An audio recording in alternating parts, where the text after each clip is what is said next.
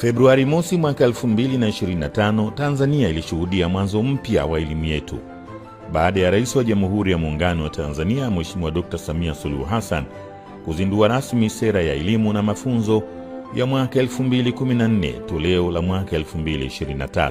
Sera hii inatoa mwelekeo mpya unaozingatia maarifa, stadi na ujuzi, ikilenga kuandaa rasilimali watu wenye ujuzi kama mtaji, human capital, pamoja na msisitizo mkubwa katika stadi za karne ya 21 na mahitaji ya kiujuzi kitaifa, kikanda na kimataifa.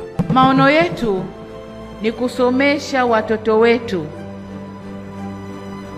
wawe wataalamu na sio tu wasomi. Unaweza ukawa msomi, ulichokisoma hakikusaidii wewe wala taifa, lakini ukiwa mtaalamu wa eneo fulani, ule utaalamu utautumia kujisaidia wewe, lakini kusaidia taifa lako. Kwa hiyo lengo letu ni kuzalisha wataalamu. Kama wasomi watatokea, well and good, wasome watoke kama wasomi, lakini hasa wataalamu wenye ujuzi. Lengo letu ni kutayarisha vijana wetu tayari kwa soko la ajira. Kwa kuhamasisha masomo ya sayansi, serikali imeanzisha Samia Scholarship kwa wanafunzi waliofanya vizuri zaidi katika masomo ya sayansi, uhandisi, teknolojia na elimu tiba.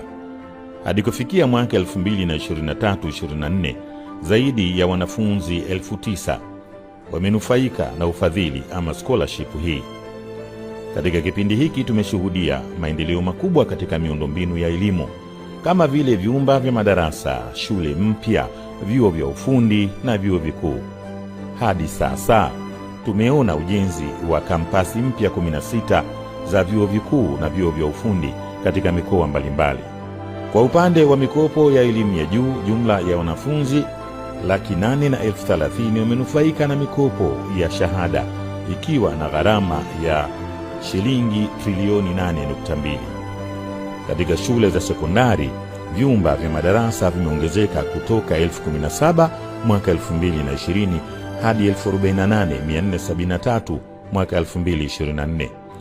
Idadi ya shule mpya za sekondari imeongezeka kutoka 5,280 mwaka 2020 hadi 5,807 mwaka 2024, huku idadi ya wanafunzi ikiongezeka kutoka 2,273,073 hadi 2,695,750.